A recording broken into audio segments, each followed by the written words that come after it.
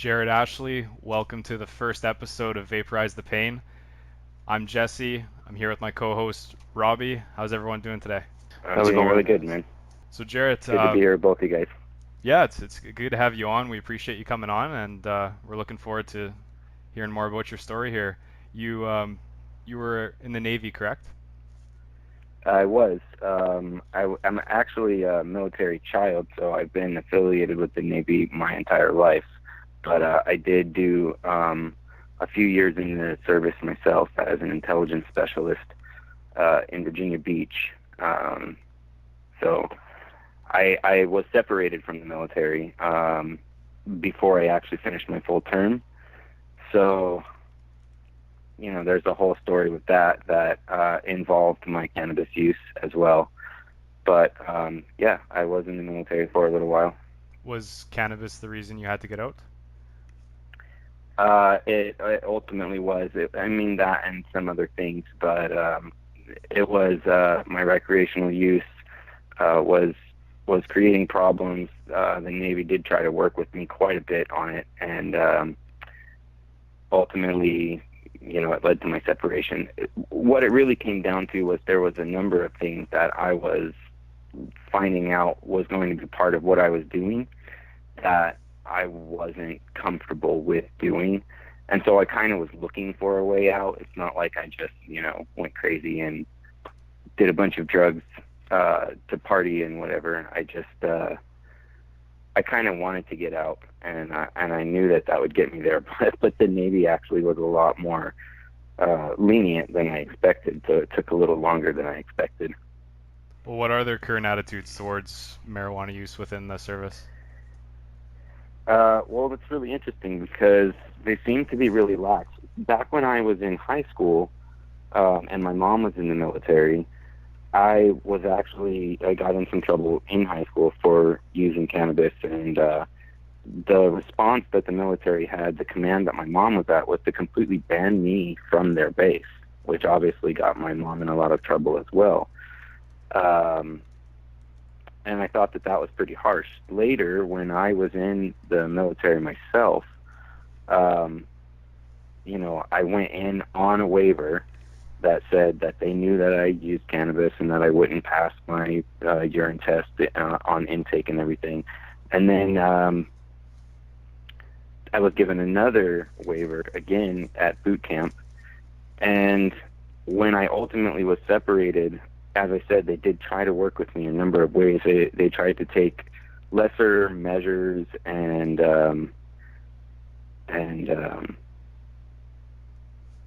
I was put on what they called restriction, where we're in a barracks on our own for a number of days or months, and I guess nothing was really working because I really wasn't wanting to be reformed, so to speak. So what happens to vets if they got caught using marijuana without a license? Like, was there any punishment at all, or was it kind of lax the entire time? No matter To veterans, Yeah. I mean, it really depends on what state you live in, I guess. Do you mean specifically from the government? Would they get in trouble, or I'm a little confused? Would their like benefits be cut off if they, were randomly tested, or is that not in place? That's possible, but I've never heard of veterans being randomly tested. Only active duty members. And if people are caught active And duty using it, are they immediately kicked out, or is there like a strike I system? I think it really depends more on what you actually do. For instance, like I know a number of SEALs who openly admit that they use while they're on active duty, but because there's such a high level of training and the military has put so much money into them for their specialty, it's something that they're willing to overlook. It's almost a non-offense for them. But obviously, if you're handing grenades on a regular basis, they don't want you using cannabis. Yeah. Obviously, I don't think they want these guys to be, high in the field, and I don't think these guys are. They're really highly trained professionals at the end of the day. So what did you end up doing after you got out of the military?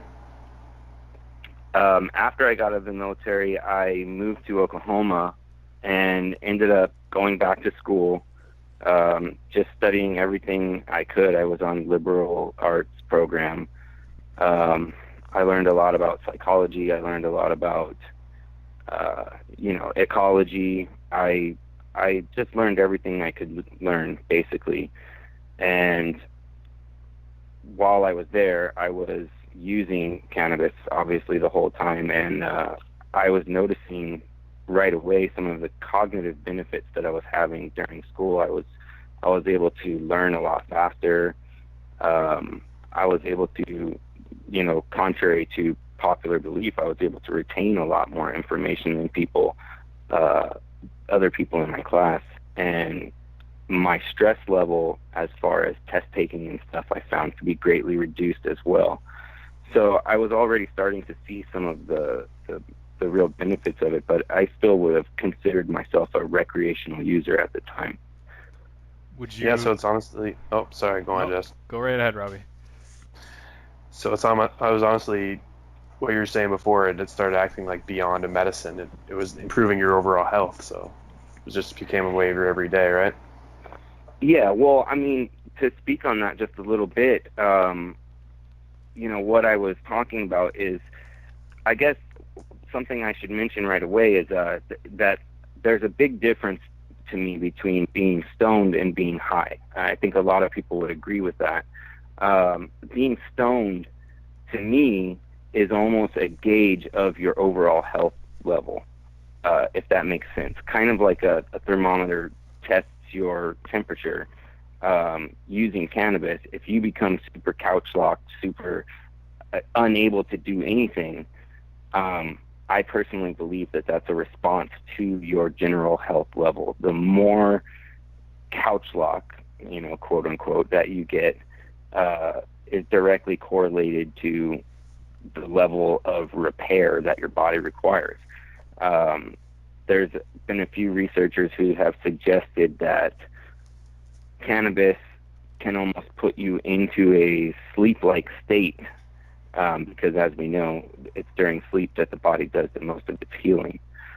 So for a good amount of time, a lot of people can be getting stoned, and some people who just don't do anything about changing their health at all will just get stoned all the time. You have those typical stoners. And unfortunately, they're the ones that are the stereotype for all the rest of us. But So you think it just kind of go ahead. exaggerates your symptoms, kind of, right? So it just kind of makes everything more obvious that your body needs. Exactly. I mean, that's what the endocannabinoid system does. It regulates pretty much every other function and system in your body. And obviously, we have cannabinoids that are made in our body. That actually is where exercise ties in, which I believe we'll be talking about in a little bit. That's actually how we get these endocannabinoids to fire and create themselves inside our body and get to those receptors is through exercise, through physical activity, specifically low and slow exercise. Just going back to you using during your college years, would you use cannabis right before you would take a test? Oh, definitely, And definitely. that didn't make your mind wander during tests or lose focus? I I don't know if I was just a special case or what, but no, I would be incredibly focused, and I would just be really relaxed. Everyone else in the class is cramming last minute, and I would just kind of close my eyes and relax until the test was put in front of me, and I would just fly through it. I mean, it was almost like you don't think too much about it. You know what I mean? You go more with your instinct, which is what most teachers and guides tell you to do on a test anyway. And would you notice like a big difference in your testing if you didn't use cannabis right before, or did that never happen? I mean, it probably never happened, but I'm sure it did a number of times, and those are probably the tests that I did a little bit worse on, maybe C's or B's. But I did really exceptionally well, and I 100% believe that cannabis helped with that. You heard it here first, folks. If you use cannabis, you'll get A's. If you don't, you'll get C's. It makes you smarter in every way.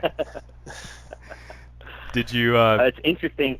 Go ahead. Sorry. An interesting side note is, politicians are always looking at Colorado and Washington and saying, oh, well, we're going to wait to see how things go there. And what they're really saying is that we're going to wait until something bad happens that we can point at.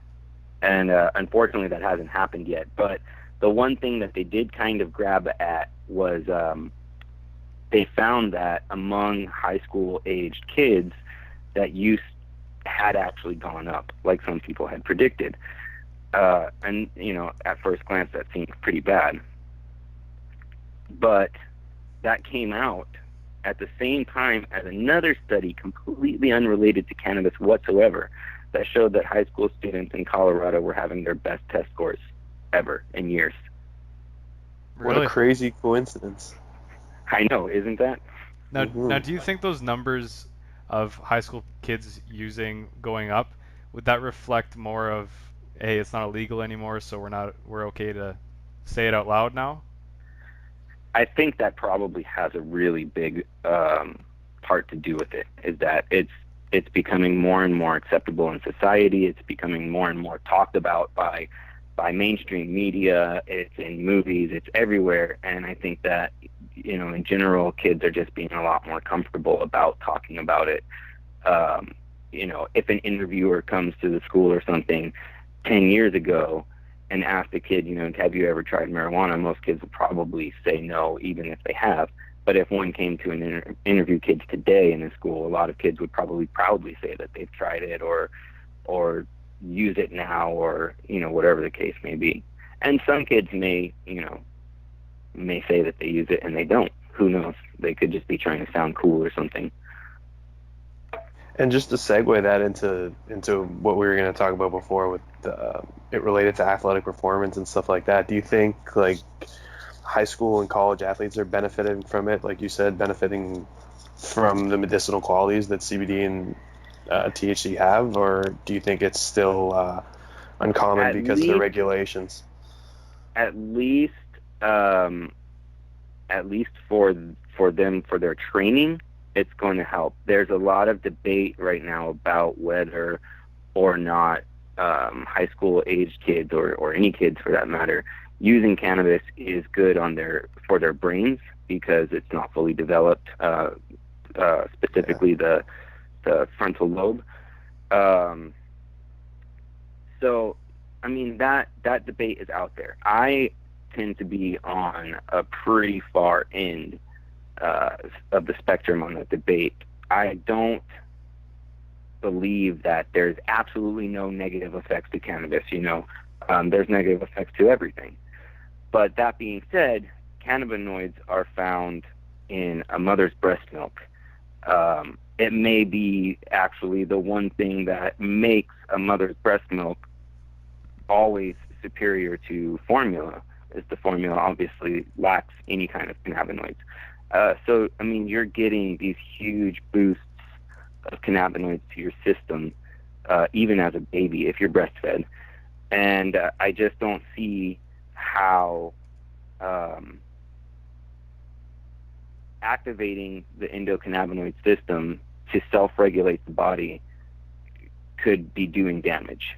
I guess there's a point that you can overdo it, and a lot of high school kids would probably do that. I probably overdid it a little bit myself in high school, but I just don't think that those negative effects are there. And I think if those kids are training at an athletic level, they probably are using it for that reason. A lot of them are probably familiar with the athletes that use it. I mean, practically the entirety of the UFC not only uses it for their training, but openly talks about it all the time. Joe Rogan talks about it on his podcast constantly. All the time. So do you think it's beneficial, or do you think it could affect performance if somebody were to say, um, smoke before or take an edible before an athletic performance, or do you just think afterwards is the way to go?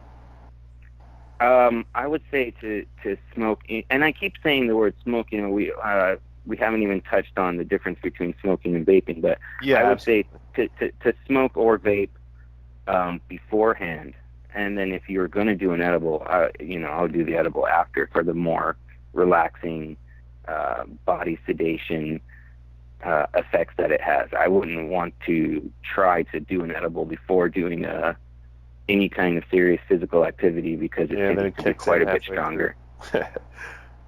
Well, have there been cases of people who use it right before a workout and get injured because of it?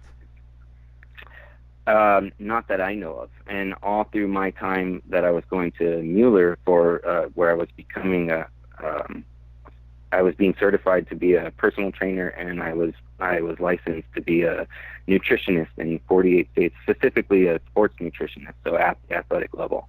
This was the kind of stuff that we were looking at in this school.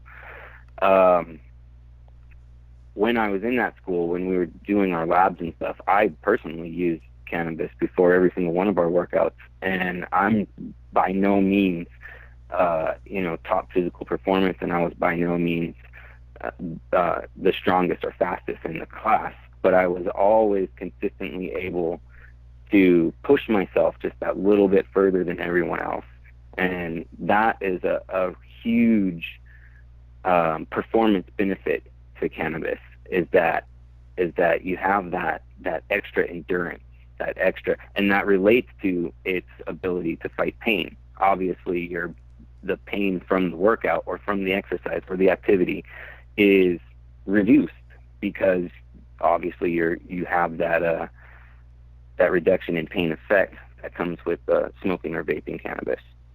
Now, does that have anything to do with also the psychological effect of maybe not being bored during your workout when you're using cannabis? Absolutely, I've actually read quite a few things to that said basically that the boring weight routine where you're lifting weights for the millionth time, and that all of a sudden that can become a lot more interesting, or that you can start to notice individual muscle fibers in your arm and work on one little spot more specifically. um, it's really interesting. When you just read the athletes talking about their use and how it helps them, some of them say, as far as their mental state, they become almost hyper focused and able to get into a meditative sort of state. A lot of them say it really aids in their visualization, which is the idea that if you can do it in your mind, you can do it in life. In a real time situation. A lot of athletes will use that to visualize seeing their win before they actually step into the ring or the field or whatever the case is. And cannabis can really, really help with that. Does it affect cardio negatively? Like if people are just smoking joints consistently, does that affect their cardio over time? I'm sure it could, primarily because of the fact that you're smoking. Now, if you were vaping, that'd be a whole different story because you're not taking in those carcinogens. You're not doing the immediate damage to your lungs. I say immediate because cannabis smoke has anti-cancer properties, which kind of like mitigates it at the same time. That being said, you know, obviously one of the benefits of smoking or vaping, I'm sorry, over smoking is that you're not having that immediate damage. So the cannabinoids that are getting into your body by vaping are going directly to where they need to be. Your endocannabinoid system is able to focus more on what the problem areas are instead of what damage was immediately being done. And that goes back to what I was saying before about the level of stoned that you get correlating to your health level. You always will always get more stoned if you smoke, and that's exactly why. It's because you're doing that immediate damage. Is vaping your preferred method? Uh, vaping is definitely my preferred method. I do smoke quite a bit still, but I vape whenever I can, and I use a lot more edibles than I used to. Do you have a preferred? Um, Do you have a go-to brand, or do you have more than one? I don't really use a lot of brands. There was a few that I was using, but I actually started just making my own at home for the cost effectiveness of it, and I'm able to control, my dose a little more, as well as the material that I'm using. I know where it's been, I know where it's from, that kind of deal. Yeah. And as for vaporizers, do you have a brand that you use for vapes? Well, I actually used to use the Magic Flight vaporizer all the time because I worked for that company for a little while. But now I just tend to stick to the pins. And I don't have a really go-to brand. I'm really interested in trying out the Namaste Technologies Guru. I haven't got a chance to get my hands on one of those yet, but besides that, I really have enjoyed using the packs. And there's another one I can't think of the name of, but it looks like a Zippo almost, and it can do dry herb or wax or concentrate, and it's a pretty nice one too. I've only got to try a couple of times, but in general, I just use the pins, which you can get the refillable cartridges for. Well, you just wait. The Namaste. I hear they're releasing a new guru that's gonna blow the first one out of the water. I know, I was reading that as well, and I'm really excited to just try either one of them. But if I can just get on the new one first, that'd be great. Now, can you walk us through? Like you said, you make your own edibles. Can you walk us through that process, or do you start? What do you start with? Dry herb or hash? Yeah, I mean, you can really start with anything. If you start with hash or any kind of concentrate, you're starting off in a way better place. It's going to be a lot easier, a lot less steps. For instance, if you just have a nice full melt wax that you can just melt right into your butter, you don't have to deal with all the straining and all of that stuff. But the process is really, really simple. Cannabinoids bind with either alcohol or fats. So you're looking to use butter, coconut oil, those kinds of things, olive oil even. And what you do is raise that to a temperature. You don't want it to be above 300 degrees, obviously, because you don't want to destroy the cannabinoids. But you get that up to temperature, you throw your plant material ground up in, or your wax, or whatever it is, and you just let that cook down for a while so that everything infuses. I usually let it go for about 4 to 5 hours. And then from there, if you did use the plant material, you strain it out. And once that's out, what you have left over is your butter, and you use it just like butter, just like coconut oil, just in any recipe. I do, when I make edibles, I tend to reduce the amount of sugar that I use, because sugar has been known to actually reduce the effects of the cannabis that you're taking in. So you can get a better payload of cannabinoids if you reduce the sugar. That's really interesting.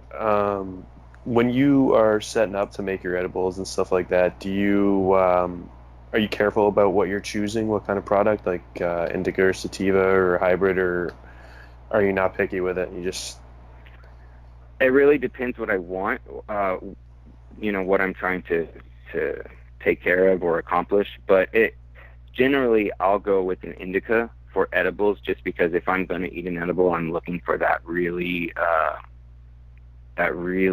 relaxed body effect, and that's already there, that's already present with the indica. And then it'll be more so being that you're ingesting it orally. And throughout the day, you mentioned you still smoke a lot. You like vaping. You got edibles. Are there do you have a kind of like a schedule, like someone who is taking prescription pills would have for their pills, of what you take and when you take it? Well, like I said, I do still use what you'd call recreationally. I guess I I should say that there really is no recreational use of cannabis, to my mind. It's all therapeutic. You can be using it just to enjoy yourself, but it's still, the use itself is therapeutic.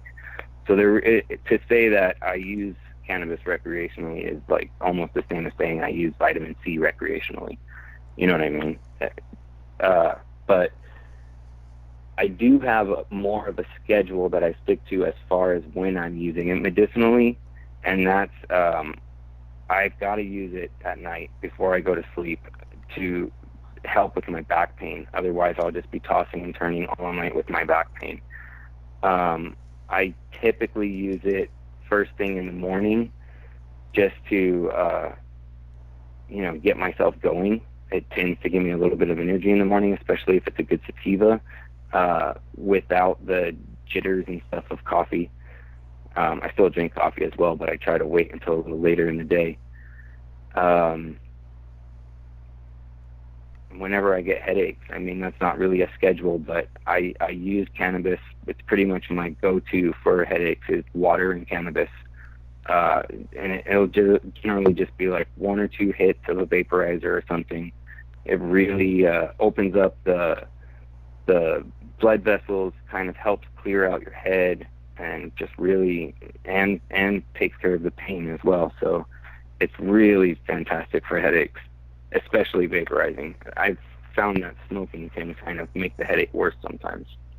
You have a favorite strain? My favorite strain is cheese, which is becoming a little more rare these days. It's there's all cheese hybrids now, but it's from the UK. It has this really unique smell, and it's a hybrid that just really gives me the best of every effect that I'm looking for. The best body effects, the best mind effects. Definitely my favorite. Was there a strain that you would normally use during school, like before tests and while studying? Well, at that time I was actually growing, and I was growing. I was growing this strain called Midnight Mango, which is actually a cross that I did myself between Cindy 99 and Mango, which is a pure indica, and that's pretty much the main one I was using all through that time. And of course, I would pick up some things here and there from the dispensary, some different ones. Tell us about the. Oh, go ahead, Rob. So you didn't get used to smoking the same thing over and over again? Get tired of it? That does happen.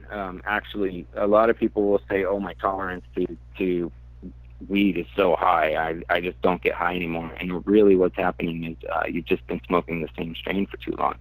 As soon as you introduce a new mix of cannabinoids, which is what every strain is essentially, is a unique mix of cannabinoids, the effects are going to be totally different. Usually it's a little funny because some people will think that this new strain is so amazing because it got them so high, but the reality is it's just that they changed the cannabinoid makeup, and so the tolerance that they had built up to the earlier strain went away. So yeah, I try to change strains as often as I can just to keep the tolerance level from going too high. How much would you say you go through every day? Oh man, I don't know if you guys want to know that. Willing to disclose? I don't know if my wife wants me to admit that. I probably go through, in all honesty, at least 2 to 3 grams in a day. I can smoke as much as an eighth in a day though by myself. Well, what's interesting? In Canada, veterans, they were getting reimbursed for 10 grams a day, and that was recently cut to 3. Oh wow. I've talked to a lot of people, and the same reaction I get is, who needs 10 grams a day? But there are people out there that use even more than that. So what was the most you've ever used in one day? Well, I mean, I don't know. I was probably way too much back when I was growing, and it was just readily available. Probably way more than too I easy. Should. Yeah, exactly. It's too easy. But there are people that I could definitely say that they would need 10 grams a day. It really depends on what it is that you're trying to treat. Now, if the Canadian government is reimbursing people, obviously it's for medicinal nature. If someone is trying to take or treat their multiple sclerosis, or someone is trying to fight cancer, that kind of stuff doesn't get fixed by just vaporizing. You can deal with little side effects and pain with the vape, but to actually deal with the problem, to actually fight off cancer, you have to take really highly concentrated doses, like the Rick Simpson oil that a lot of people are familiar with. That's highly, highly concentrated cannabis oil. And you take it in small amounts, but you would need about 10 grams a day to get it concentrated down to a level where you could take it and it could really have therapeutic benefits for you.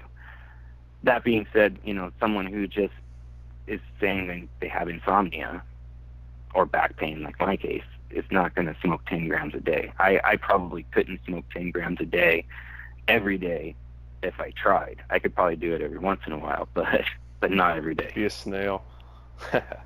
You need a lot of battery power for the vape. Yeah, no. One of those plug into the wall. Well, I got a question for you. You said that in your opinion, there's no such thing as recreational marijuana. So what would you say to those people who say, people are abusing the medical prescription process and are just trying to get, approved weed? Well, I would say one of the biggest killers in the world is stress. So even if someone is, quote unquote, abusing the system just to get weed, if it's reducing their stress, it's possibly saving their life. So how can you argue with that? That's a very good point. Could you, I've never grown before. Could you walk? I don't know about you, Robbie, but I'd like to know the growing process. Oh yeah, well, take it easy. Well, there is kind of a lot that goes into it, and then at the same time, it is a plant that grows completely on its own in nature without anyone helping it along. So what the grower really does is just try to help things along to get the best end product. And really what that entails is just making sure that the plants are kept in the best environment possible, the cleanest environment possible, given the right nutrients at the right times. pH levels need to be kept right. The basic growth cycle is really easy. It's for the first 4 to 6 weeks, you're in a vegetative stage, which you can go longer than that if you like. It all depends on how big you want your plants to get. But during that time, they're just growing. It's just leaves and stalk, and it's just getting bigger and bigger and bigger.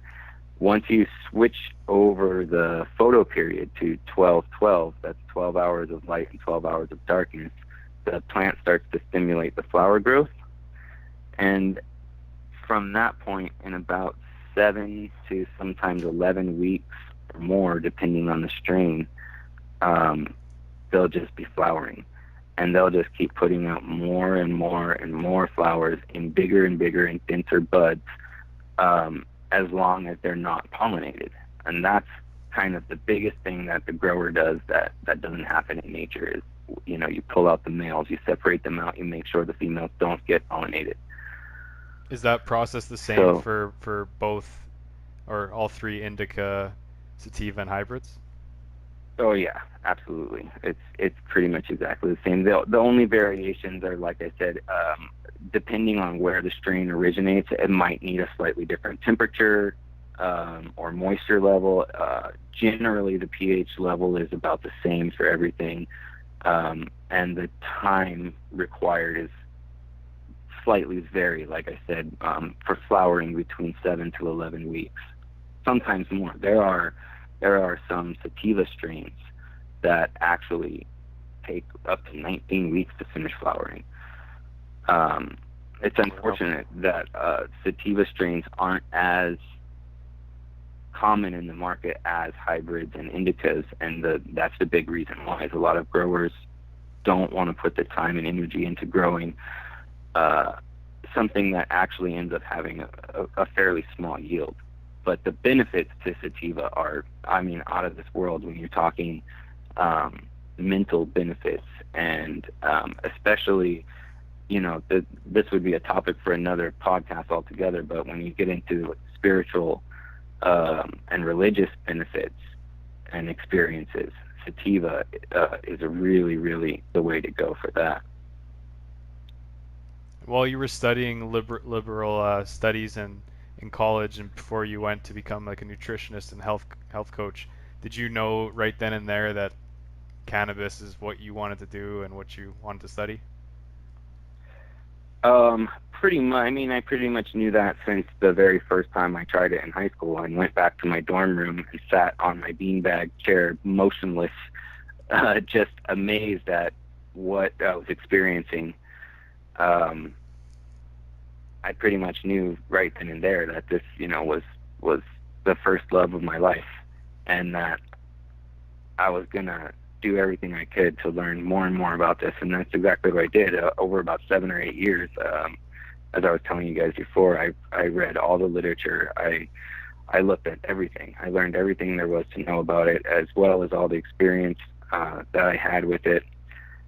And actually, when I got to the school finally where I was doing the nutritionist and health program, one of the projects in the school was to create a health-based business. And everyone does the obvious, personal trainer or gym or whatever. I actually created my business around the idea that you could train people in a specific way that would promote the creation of endocannabinoids in your system, that would recreate the runner's high, essentially, faithfully, and that would give you all of the benefits of using your endocannabinoid system to regulate your overall body and your overall health without actually using cannabis. And everyone thought that was such a cool idea, but when I tried to put it into practice, nobody wanted to get behind it. It was just too weird and too novel of an idea, I guess. It's something I'd like to revisit, because at the very least, I know you could make a workout routine that would gear towards that, releasing endocannabinoids such as anandamide and CB2 in the body. And you've recently done some work with grassroots. About 3 years ago, and over a period of about 4 years before that, I was really involved, especially on social media, with every single campaign almost that was as far as law reform,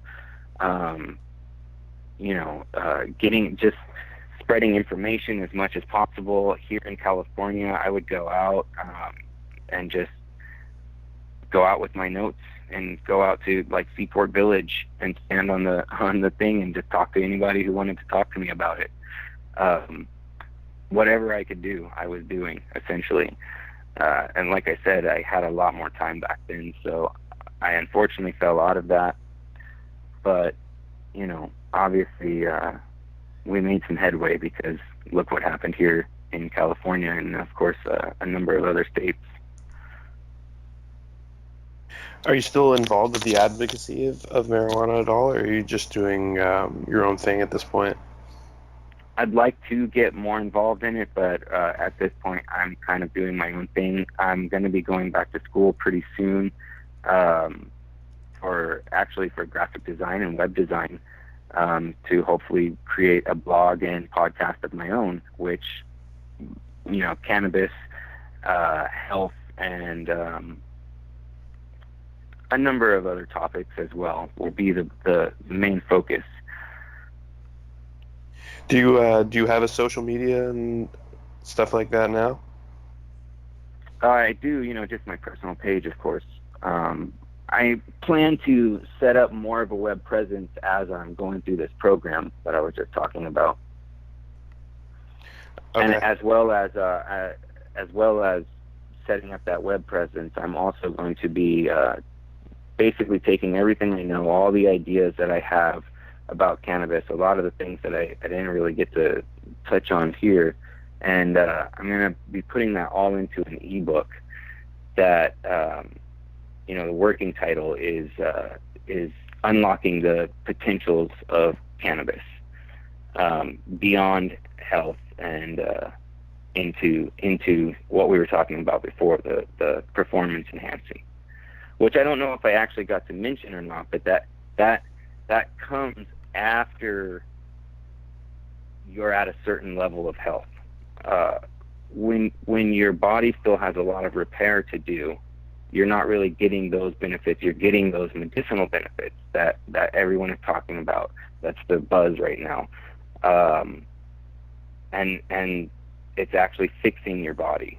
Once you dedicate yourself to being better, and you're actually doing exercise, you're actually tailoring your diet, you're making yourself into the peak health that you can be, essentially. That's when you start to notice these performance enhancing things. And that's why I said that the health school was such a turning point for me, because that's when I got to my peak health level, and that's when I started to really notice this more. Well, what's your take on Washington Post? They just posted today that the NFL is offering to work with the players' union to study marijuana for pain treatment. I saw that, and that's actually awesome. I mean, a big organization like the NFL making a move like that is huge, as far as society's attitude towards it, because obviously it lessens the stigma. A lot of these NFL players, they're getting concussions out there and serious injuries on a normal basis, and something like cannabis could be of like great help to them. Something I don't know if a lot of people realize or not is that a lot of high-level athletes, because of the injuries they sustain, and because of maintaining pain and stuff throughout their athletic career, they actually end up really hooked on opiates and barbiturates and things like that are extremely, extremely damaging, and lead to way worse and worse problems. So for someone like for an organization like the NFL to come out and say that they're willing to work on cannabis research, I mean, it's also them essentially saying at the same time that we're willing to relax our views on cannabis and our policies on cannabis, pending this research, which is a really big deal. And going back to talking about the military, it's a really big deal in the military too, that they are also researching more and more of the therapeutic benefits of cannabis and other currently illegal substances such as psilocybin. When the military starts to study things like this and take it more seriously, the rest of society does as well. It's just kind of this thing that happens where the military is almost a testing ground for society overall. Well, it's amazing in America alone. The numbers right now are 22 veterans commit suicide every single day, and that's not even including Terrible. it's not even including opiate overdoses or accidental deaths, and that Mm-hmm. that would put the number more at 40 to 50 every single day. It's ridiculous. Yeah, it is ridiculous, and a huge part of that, unfortunately, is that as much as we say that support our troops and everything, or we care so much about our troops, as soon as they come back and they're veterans and they're not active duty anymore, it's as if we don't really care about them at all, or at least the government doesn't. And that's been an uphill battle for them for a long time. But getting access to good quality medicinal cannabis for these guys is huge, and a lot of them are really old school too. So they don't want a lot of them still have reservations about using these drugs that have stigmas, um, and it's important to get them access to things like CBD high strains that don't have the psychoactive effects, or things like there's labs that are working on. There's a number of labs that have started just separating out every individual component of cannabis. So they're able to get down to individual cannabinoids. You see this already out there with CBD pins and THC pins, but they can do it for every single. I mean, there's 84 known cannabinoids in the plant, and we could potentially have vaporizers that are targeted towards this specific disease and this specific disease that are just one particular cannabinoid, which opens up the possibility of creating new mixes and stuff. And then you're talking about really actually creating medicines that work holistically with your body rather than having damaging side effects the way that most pharmaceuticals do. I think as more and more states legalize, and Canada's recreationally legalizing next summer, I think more studies will be done, and there'll be better access to higher quality cannabis for them to use studies. Like I've heard from veterans during speaking with them that Dr. Sue Sisley, she's doing a study right now about the benefits, and she just keeps getting given very low percentage THC and CBD cannabis, so they're not giving her the tools she needs to give the proper result. It's kind of like she's being snowballed a little bit. Yeah, that's been kind of a major problem here in the States as well, where the government kind of said, yeah, you guys can research this, but you can only use the stuff that we grow and control. And it's not, by any standards, the highest quality, which is what should be being tested, but it's in fact like far inferior quality to almost things that would just grow on their own out in the field because of the chemicals that they're using on it and that type of thing. Yeah, that's ridiculous. Jarrett, Robbie and I, we definitely... And yet... Oh, go ahead. Sorry, I'm sorry. I was going to say, and yet in light of that, in light of the fact that we're getting this subpar cannabis for testing and research purposes, we're still showing results that it has therapeutic value, that it's undeniable, it's definitely medicine. It's crazy. I mean, imagine what we'd be finding out if we could actually be studying the highest quality, if the floodgates were just open and we were allowed to study this. And we're making progress on that as well. The DEA a few years back actually changed the wording of one of their policies, where before it said that they only had such and such funds allocated towards studying cannabis in order to find negative effects or possible negative effects, something to that nature. And they actually took that last part out so that it's just, such and such funds allocated for studying cannabis, period. So that started to open up a few more government-funded studies, which have shown really good results. There's actually a Dr. Lester Grinspoon. Are you guys familiar with him at all? No, I'm not. Nope, me neither. His specialty is oh man, the term is slipping my mind right now. He deals in psychotic disorders, specifically schizophrenia. That's the one. His specialty is schizophrenia. He's pretty well known because he came out really against the whole argument that cannabis could possibly induce schizophrenia. He brought up the point that only 1% of the world has schizophrenia, yet millions and millions of people use cannabis. You would think that there'd be a higher number of incidents of schizophrenia. Anyway, he actually was first against cannabis, and then after his son made a recovery from, I don't remember what the disease was, but it was pretty bad. It had a pretty big effect on him. He completely changed gears, started studying cannabis. He Yeah, writes now about it and stuff. yeah. Sorry to interrupt. And I'm reading on here about it.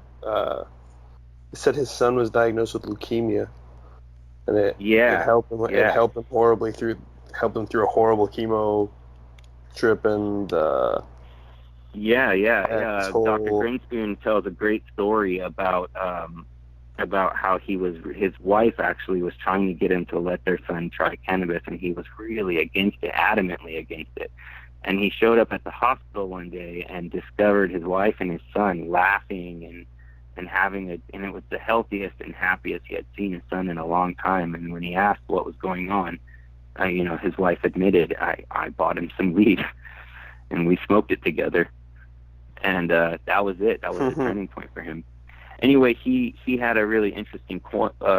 This was my point this whole time, that if marijuana were a new discovery rather than a well-known substance carrying cultural and political baggage, it would be hailed as a wonder drug. absolutely. Well, and like you said, if more and more studies come out, it will be beneficial. So this NFL thing, that might be the exact thing we need, like you were talking about.